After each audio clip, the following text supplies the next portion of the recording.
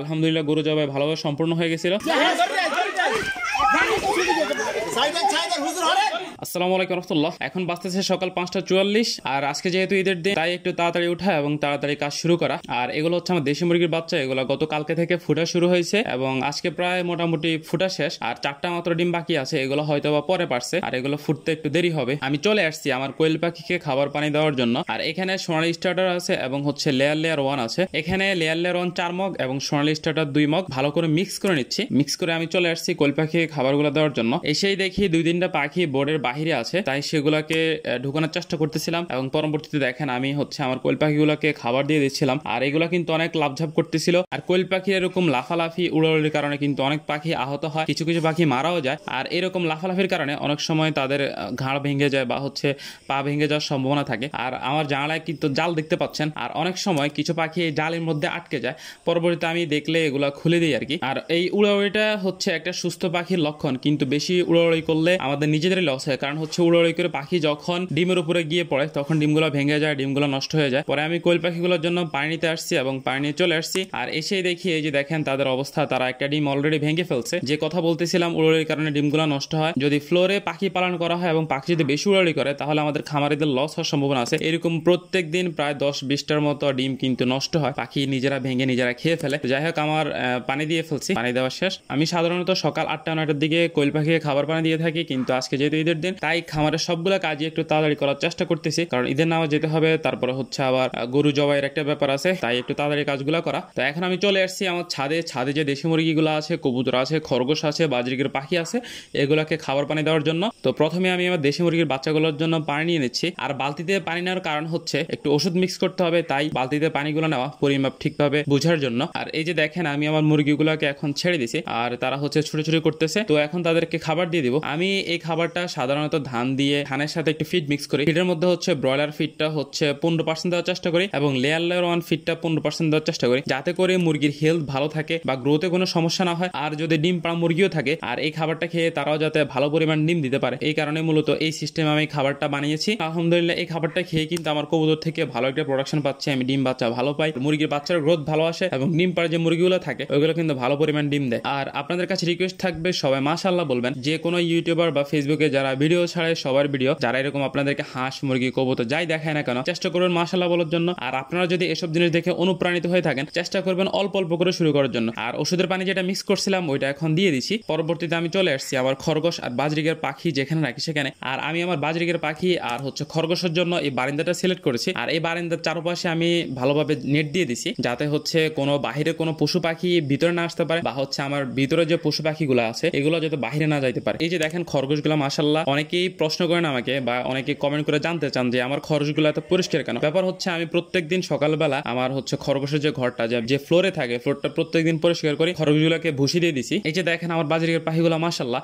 আর এইখানে বাজরিকের পাখিগুলো কিভাবে সেট আপ করেছি এবং বারান্দায় খরগোশ এবং বাজরিকের পাখির জন্য কিভাবে একটা সুন্দর সেট আপ করা যায় এটা নিয়ে আমার একটা ভিডিও আছে ইউটিউবে, আপনারা চাইলে দেখে নিতে পারেন। আর আমার কাজ মোটামুটি প্রায় শেষের দিকে, শেষ বললেও চলে। শুধুমাত্র নিচের হাঁস মুরগিগুলাকে খাবার পানি দেওয়া বাকি ছিল। 6:26 বাজে এখন। তো আমি নিচে চলে আসছি, নিচের হাঁস মুরগিগুলাকে ছেড়ে দিছি এবং তাদেরকে খাবার পানি দিয়ে দিছি। আর এই যে দেখেন মাশাআল্লাহ তারা খাবার পানি খাচ্ছে। আর আপনারা যারা নিয়মিত আমার ভিডিও দেখেন তারা দেখবেন যে আরো 15-20 দিন আগে বা আরো কিছুদিন আগে আমার হাঁস মুরগির পরিমাণ আরো বেশি ছিল, কিন্তু এখন পরিমাণ অনেক কম। ব্যাপার হচ্ছে রানী খেতের কারণে আমার মুরগির সমস্যা হয়ে গেছে, মুরগি মারা গেছে। তো যাই হোক আমি এখন একটা কাঁচি নিছি আর একটা পলিথিন নিছি। তো ঘাস কাটার জন্য আমি চলে যাচ্ছি আমাদের পুরাতন বাড়িতে। আমাদের পুরাতন বাড়িতে একটা উঁচু ভিটা আছে এবং ওই ভিটার মধ্যে কিছু পরিমাণ বন্য ঘাস উঠছে। আমি নিয়মিত ওই ভিটা থেকেই আমার খরগোশের জন্য ঘাস কেটে নিয়ে আসি। আর যখন ঘাস কাটার জন্য যাচ্ছিলাম তখন দেখলাম যে বাড়ির ছোট ভাইরা আমাদের কোরবানির গরু যেটা আছে ওইটা বের করছে গোসল করানোর জন্য। তো পরে আমিও তাদের সাথে চলে আসলাম গরুটাকে গোসল করানোর জন্য। আর এই যে ছোট ভাইকে দেখতে পাচ্ছেন সে কিন্তু মাশাআল্লাহ গরু পালনে অনেক অভিজ্ঞ, তার নিজের 3-4টা গরু আছে। তাই কোরবানির গরু আমরা যখনই কোরবান দিই তখন সে কিন্তু গরু একটু দেখাশোনা করে। আর সেও কিন্তু এই গরুতে একজন শরিকদার। আর সে গরুটাকে ভালো করে গোসল করানোর চেষ্টা করতেছিল আর আমি পানি উঠে দিচ্ছিলাম পুকুর থেকে। অন্যান্য ছোট ভাইরা তারাও কিন্তু আসলে একটু উৎসুক। আর গরুটা মাশাআল্লাহ শান্ত, সবাই কিন্তু ভালোভাবে গোসল করানোর চেষ্টা করতেছিল। আমরা গরুকে যে খড় খাওয়াই ওই খড় দিয়ে ছোট ভাইরা গরুটাকে ভালো করে মেজে পরিষ্কার করতেছিল। আর গরু গোসল করানো প্রায় শেষের দিকে এবং নামাজেরও সময় হয়ে যাচ্ছিল, তাই আমি চলে যাচ্ছিলাম ঘাস কাটার জন্য। 7 সমুদ্র 13 নদী পার হয়ে আমি চলে আসছি খরগোশের জন্য ঘাস কাটার জন্য উপযুক্ত একটা জায়গা বেছে নিছি, যেখানে একটু ঘাসের পরিমাণ ভালো আছে। সেখান থেকে কিছু পরিমাণ ঘাস কেটে নিছি। আর এই যে দেখেন ঘাসগুলা, তো আমি ঘাস নিয়ে বাড়িতে চলে আসছি এবং প্রথমে আপনাদেরকে যে মুরগি এবং মুরগির বাচ্চা দেখাইছিলাম ওইটা আমি উপরে নিয়ে আসছি। যাই হোক, এই 4টা ডিম কিন্তু রয়ে গেছিল। তখন আমি বলছিলাম ছাদে একটা মুরগি কুচে ছিল, তো চিন্তা করছি এই ডিমগুলা ওই মুরগির নিচে দিব যাতে হচ্ছে এই ডিমগুলা ফুটতে পারে। কিন্তু মাশাআল্লাহ আজকে বরকতময় ঈদের দিনে আমি এসে দেখি আমার এই মুরগিটা থেকেও বাচ্চা ফুটছে। আর ওই মুরগি থেকে যে 4টা ডিম এখনো ফুটে নাই, আমি এই ডিমগুলা এই মুরগির নিচে দিয়ে দিছি এবং হচ্ছে তাকে তার যে জায়গাটা ছিল ওইখানে বসিয়ে দিয়ে সুন্দরভাবে। তো আমি তো ঘাস আনছিলাম, ঘাস নিয়ে এখন খরগোশের কাছে চলে আসছি এবং খরগোশগুলোকে ঘাস দিয়ে দিছি। তো দেখেন মাশাআল্লাহ আমার খরগোশগুলো ঘাস খাচ্ছে। আমি যখনই খরগোশের জন্য তাজা ঘাস আনি আমি চেষ্টা করি আমার বাজরিগের পাহিয়ে কিছু পরিমাণ ঘাস দেওয়ার জন্য, কারণ হচ্ছে তারা ঘাস অনেক পছন্দ করে। আর এই যে দেখেন পাখিটা কি সুন্দর দুষ্টামি করতেছে। কাজ শেষ হওয়ার পর আমি ঈদের নামাজের উদ্দেশ্যে ঈদগাহের দিকে রওনা দিচ্ছিলাম এবং আমার সঙ্গী হলো আমার ভাতিজা। তো আমরা যখন যাচ্ছিলাম তখন পথে আমার বন্ধুর সাথে দেখা। এবং আলহামদুলিল্লাহ আমাদের অত্র এলাকায় আমার মনে হয় একেবারে একটা বড় মসজিদ হচ্ছে।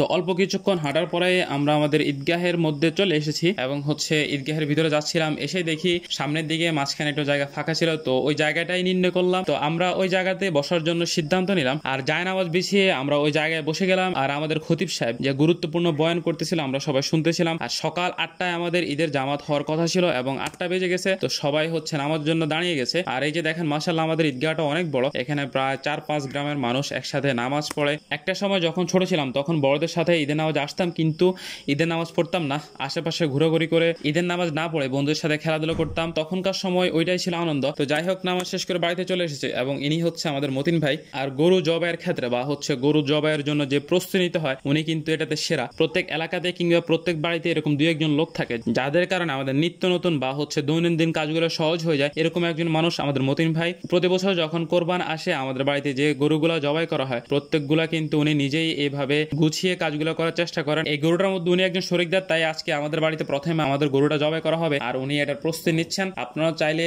এই পদ্ধতিটা অবলম্বন করতে পারেন, ইউটিউবে হয়তো এটার ভিডিও আছে, আপনারা চাইলে দেখে নিতে পারেন। অনেকে কিন্তু অন্যরকম ভাবে শোয়ান, এই সিস্টেমটা অবলম্বন করলে একজন মানুষই একটা গরুকে শোয়ানোর জন্য যথেষ্ট, কিন্তু অন্যভাবে করতে গেলে গরু কষ্ট পায় এবং গরু ভয় পায়। এরপরেই আমরা গরুটা শোয়াই ফেলছি এবং এই যে দেখেন জবাই চলতেছে। আর গরুর পিছনে পা দড়ির বাট থেকে ছুটে যাওয়ার কারণে গরু তার পা একটু ঝাঁকি দেওয়ার সাথে সাথে পিছনে যে ভাইগুলো গরু ধরেছিল ওনারা একটু ভয় পেয়ে গেছিল। যাই হোক, তেমন কোনো সমস্যা হয় নাই বা কারো কোনো ক্ষতিও হয় নাই। আলহামদুলিল্লাহ গরু জবাই ভালোভাবে সম্পূর্ণ হয়ে গেছিল।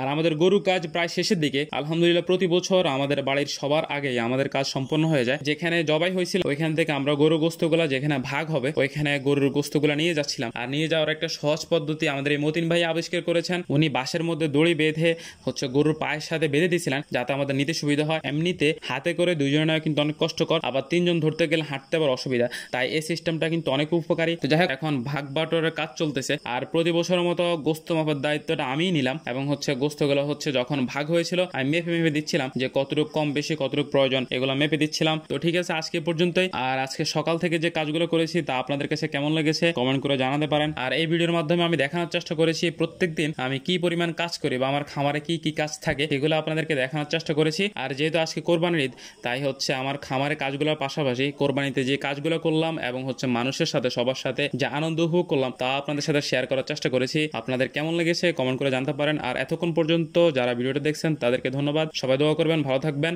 আল্লাহ হাফেজ, আসসালামু আলাইকুম।